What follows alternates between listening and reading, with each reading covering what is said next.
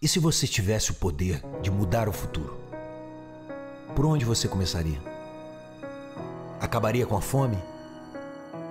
Epidemias? Guerras? Desastres naturais? Neste momento, 50 milhões de crianças sofrem com a falta de alimento e desnutrição. Elas podem não sobreviver ao dia de hoje. O que você faria para mudar essa história? Amigas, amigos, olá! Estas propagandas povoaram os meios de imprensa brasileiros nos últimos anos, em especial os intervalos comerciais das TVs por assinatura.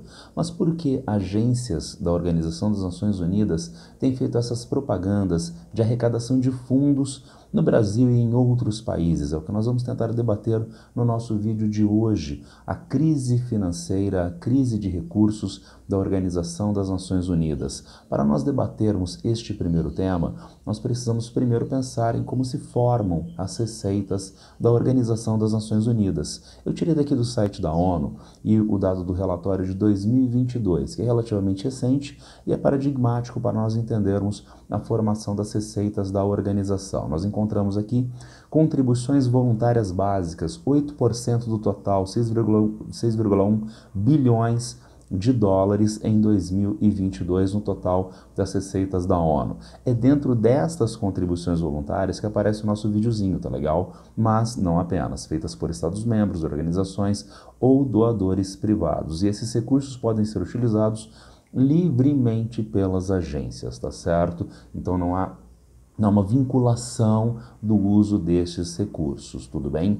Mas daí nós encontramos valores bem maiores, 18% do total das receitas da ONU em 2022, 13,3 bilhões de dólares, as chamadas contribuições avaliadas. Essas contribuições são contribuições definidas pela organização junto aos países membros. O país é membro da ONU e precisa pagar anualmente as suas funções, as suas atribuições à organização. Esse pagamento é proporcional segundo um cálculo, é proporcional segundo o PIB do país, segundo o país ter ou não representação no Conselho de Segurança das Nações Unidas. Existe uma forma de cálculo, uma regra que é acordada com todos os países, que é aceita por todos os países e define este pagamento. Esse pagamento serve para o funcionamento regular da ONU, está marcado aqui, Assembleia Geral, Conselho de Segurança, Conselho Econômico e Social, Corte Internacional de Justiça, etc. E as missões de paz, né? Por exemplo, nós tivemos o encerramento na década passada da MINUSTAH, nós temos várias missões de paz em atuação da ONU em diferentes tempos.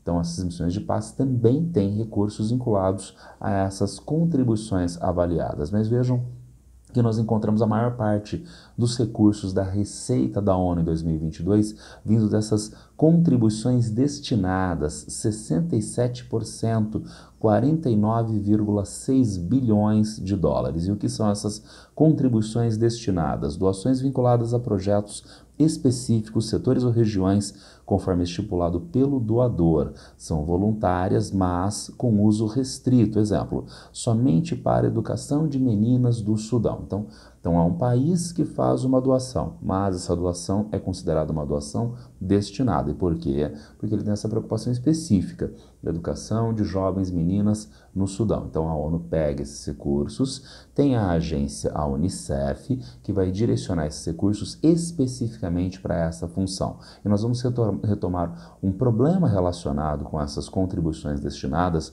no final do nosso vídeo. Mas, voltando à ideia de crise do sistema ONU, nós temos aí a formação das receitas, uma parte significativa, 18%, e que diz respeito ao funcionamento ordinário da ONU e das missões de paz, vem dos países. Porém, os países estão pagando? A resposta é não estão pagando.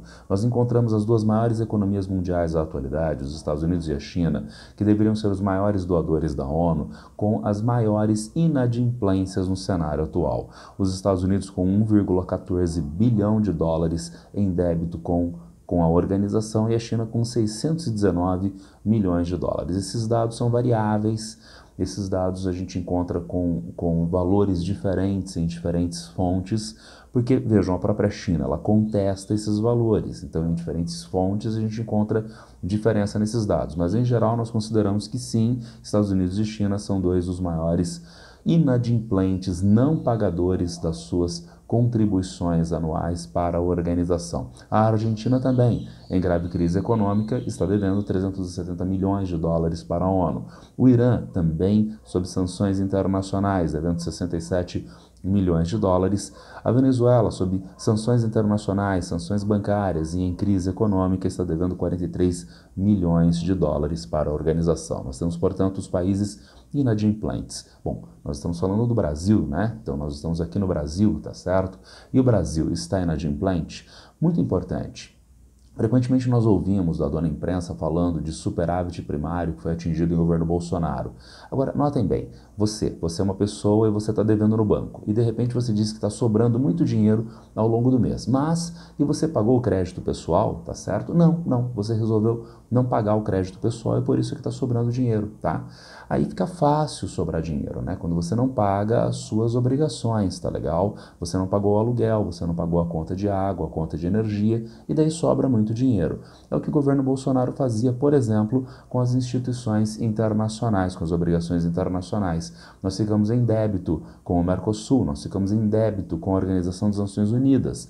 E isto facilitava o senhor governo Bolsonaro atingir os seus superávites nas suas contas. O que aconteceu no primeiro ano de governo Lula? Está marcado aqui na manchete: Brasil quita dívidas com organismos internacionais e reforça apoio ao multilateralismo. Vamos ver logo na sequência. Essas instituições fortes traduzem multilateralismo, regras que todos os países estabelecem para uma convivência mais harmoniosa entre eles. Mas o contrário disso é o cenário atual. É o cenário de tensões e resolução violenta dos conflitos. Pagar estas dívidas, estar em dia com essas instituições, é um reforço do multilateralismo. Por exemplo, as instituições de âmbito regional. O Brasil pagou 500 milhões de reais neste primeiro ano de governo, nesses dois primeiros anos de governo, primeiro ano, na verdade, de governo Lula, porque a reportagem é de janeiro de 2024. E o Brasil ainda pagou, veja, 289 milhões de reais para a ONU e 1,1 bilhão de reais só para as obrigações ligadas a missões de paz, que é, por exemplo, o principal débito da China. O Brasil, então, se coloca em dia a partir do governo Lula, enquanto devia até as calças em governo Bolsonaro, que se arrogava fazer superávit nas contas nacionais e sob o aplauso de alguns setores de imprensa. Bem, voltando à ideia de dívidas da ONU, o Brasil quitou essas dívidas a vários países que não quitaram. A ONU tem um orçamento furado, um orçamento remendado, e isto gera problemas. Problemas, por exemplo, para os Objetivos de Desenvolvimento Sustentável da ONU. Os Objetivos do Desenvolvimento do Milênio, que na década de 2000 e 2010 foram ampliados para Objetivos de Desenvolvimento Sustentáveis. São metas socioeconômicas ou socioambientais que a ONU organizou com os países participantes. Mas essas metas estão sendo cumpridas? Vejamos. Progresso global: 15% das metas estão cumpridas até a situação atual, tá? Mas nós deveríamos ter 100% de implementação até 2030. Vejamos, regressão crítica: 30% das metas retrocederam. Ao invés de avançarem, retrocederam desde 2015. Pobreza extrema seria um objetivo da ONU erradicar até 2030, mas no ritmo atual nós chegaremos a 2030 com 575 milhões de pessoas vivendo com menos de 2 dólares e 15 centavos por dia. Fome afeta 9,8% da população mundial. Emissões de gases de efeito estufa estão 14% acima dos níveis de 2010, sendo que para 2030 nós deveríamos ter uma redução de 45%. No ritmo atual, no qual a ONU está implementando os Objetivos de Desenvolvimento Sustentável, por exemplo, o combate à pobreza vai ser resolvido até 2100, não até 2030, se é que nós teremos um mundo em 2100, tá certo? Então vejam, quando a ONU não tem o seu orçamento adequadamente fechado, então nós encontramos problemas socioeconômicos ou socioambientais diversos que afetam principalmente as populações mais pobres. Agora, por que destes problemas? Como esses problemas ficam mais graves na atualidade? Problemas estruturais ligados ao orçamento da ONU. Nós temos aqui no quadrinho pequeno os problemas dos Objetivos do Desenvolvimento Sustentável da ONU. Mas isso ganha relevo, isso se explica mais facilmente no contexto atual de neoliberalismo, deslegitimação da ação do Estado em prestação de serviços sociais à população. A ideia de neoliberalismo de que o Estado não deve prestar serviços de educação, de saúde, gastar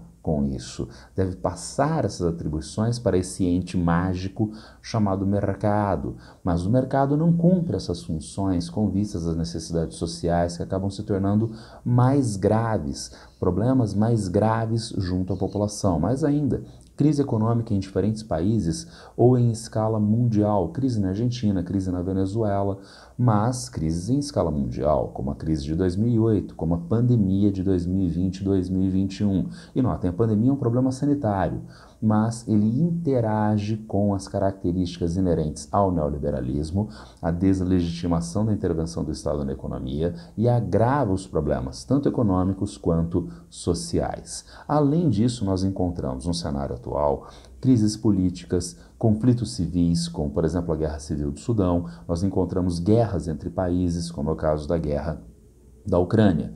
Com todo este cenário, neoliberalismo, crises econômicas, crises políticas, guerras, nós temos mais e mais populações precisando das intervenções humanitárias, das intervenções sociais da Organização das Nações Unidas, mas ela tem menos recursos para implementar as medidas que são cada vez mais urgentes na atualidade. Então é realmente uma contradição bastante forte.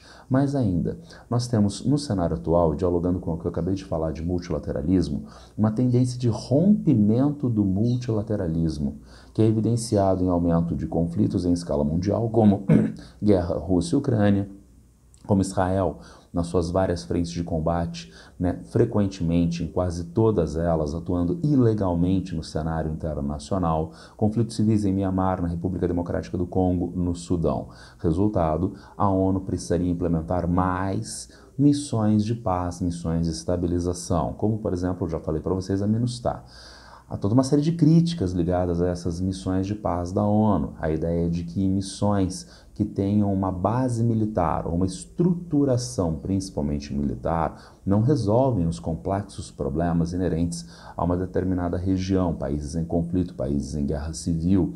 Mais ainda, essas missões têm soldados que frequentemente incorrem em problemas de violência, inclusive violência sexual, e passam a ser lidos pelas populações como forças invasoras no seu território, criando aversão crescente das próprias populações contra as missões de paz. As missões têm vários problemas, mas esses problemas precisam ser corrigidos e as missões precisam ser implementadas em locais onde há tremenda necessidade, como estes anteriores. Mas vejam a manchete da Reuters. Nós temos aqui na manchete da Reuters, o governo Trump propõe acabar com o financiamento para a manutenção de paz da ONU, manchete de 15 de abril agora de 2025, então nós encontramos um cenário de maior gravidade em termos políticos que demanda maior intervenção, inclusive com missões de paz da ONU, mas a ONU tem menos recursos para aperfeiçoamento dessas missões, para implantação dessas missões.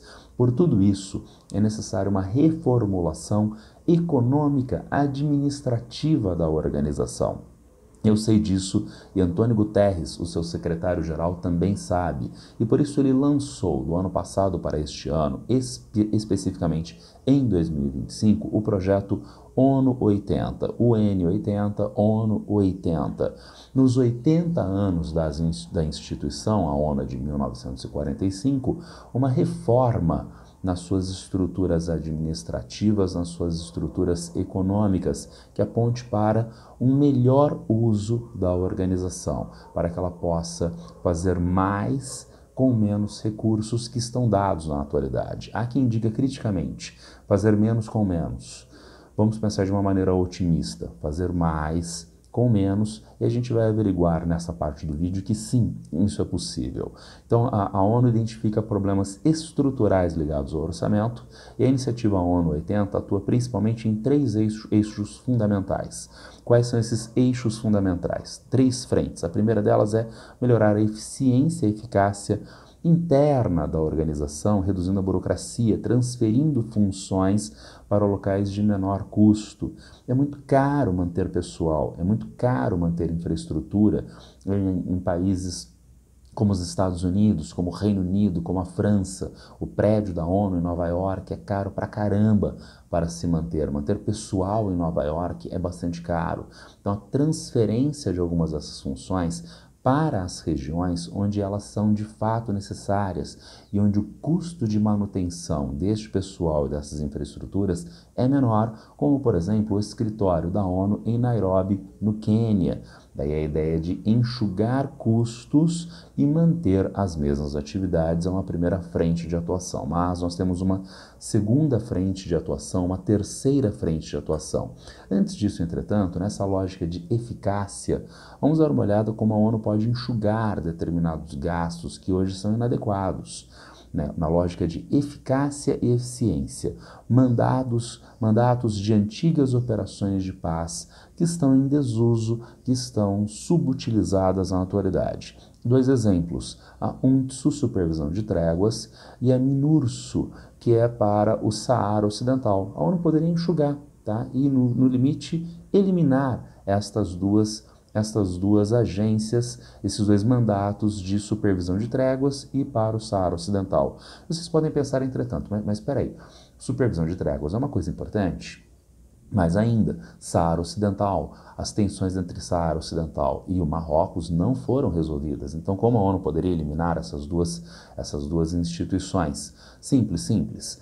A MINURSO foi criada em 1991 com o objetivo de criar um referendo no Saara Ocidental com vistas à legitimação de um governo do Saara Ocidental frente à ocupação de tropas pelo Marrocos. Em 1991, isto nunca aconteceu. Hoje existem ainda pessoas que são ligadas à ONU, gerando custos na região, mas sem funções. A função principal, a função original de criação desse plebiscito e ainda sem capacidade de proteção aos civis na região. Então, a missão simplesmente perdeu a função, tá? E a UNTSO, vejamos, ela foi criada em 1948, como resultado das tensões entre países árabes e Israel, a primeira guerra entre Israel e os países árabes. Agora vejam, as funções da UNTSO já foram absorvidas por várias outras missões, por vários outros mandatos em vários outros países do mundo, de modo que essa organização não tem mais uma necessidade implícita. Voltamos, portanto, à ideia de enxugamento de funções para eficiência e eficácia, não é? Reduzindo burocracias, reduzindo custos inadequados. Outras duas frentes de ação, vejamos, a segunda frente passa pela análise e implantação dos mandatos envolvendo exame de 4.000 documentos que sustentam o trabalho do secretariado da ONU.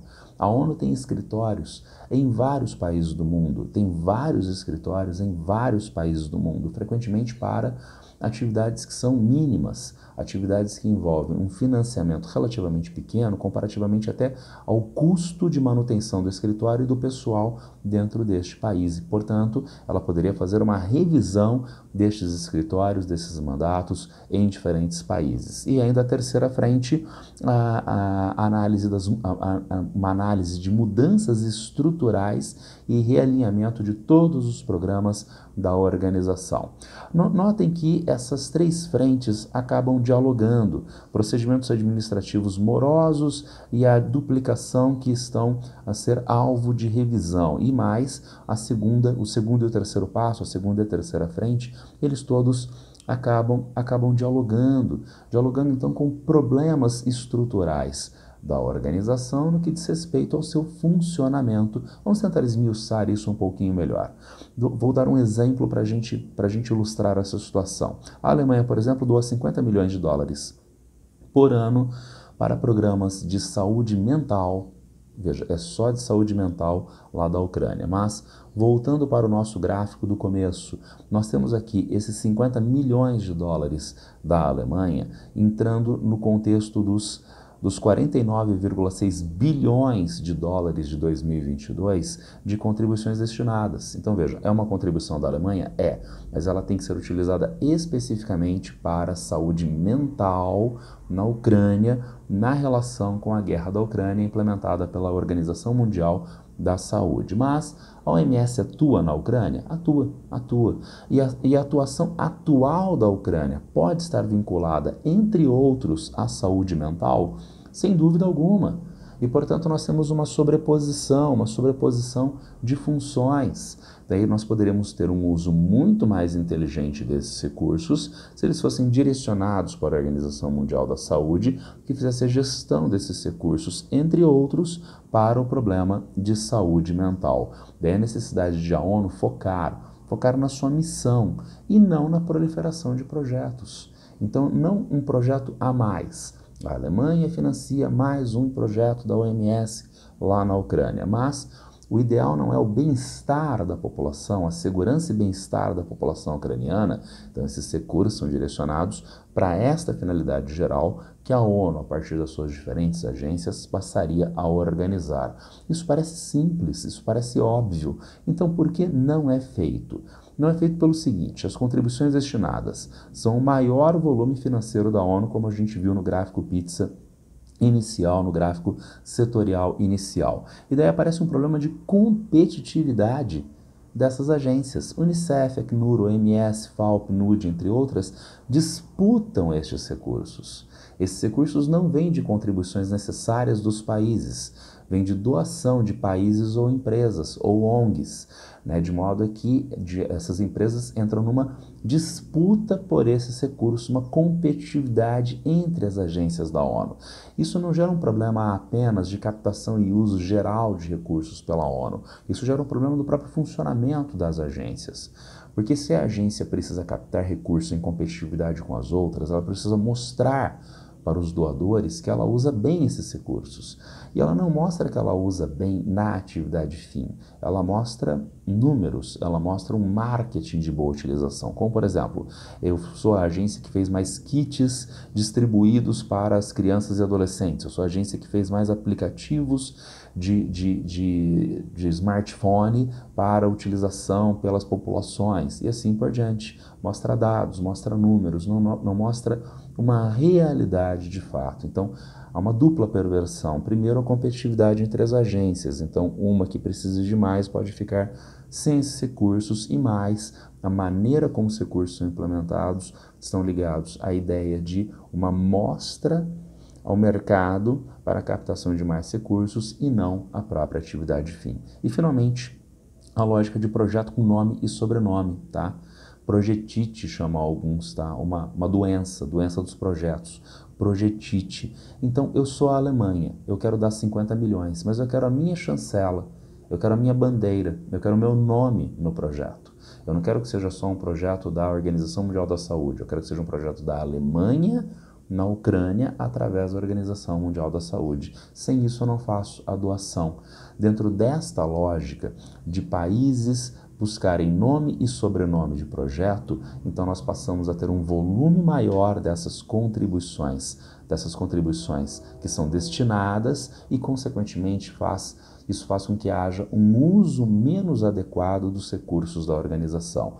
Então, o caminho para se superar isso nós temos, sem dúvida alguma, uma centralização do uso dos recursos da organização, uma redução dessas contribuições vinculadas que passam a ser gerenciadas de uma maneira de fato transparente pela organização, mas isso envolve problemas políticos dentro da própria organização com os países doadores, os mais importantes, os mais volumosos países doadores, que não querem deixar de tirar a sua boquinha de marketing político dentro da organização. Bem, trabalhamos no nosso vídeo de hoje alguns aspectos econômicos problemáticos da organização. Há caminhos de superação, o projeto ONU 80 aponta esses projetos de superação. Não se trata do único problema da organização. Na atualidade, a ONU é alvo de críticas diversas no que diz respeito à sua capacidade de funcionamento na superação de conflitos.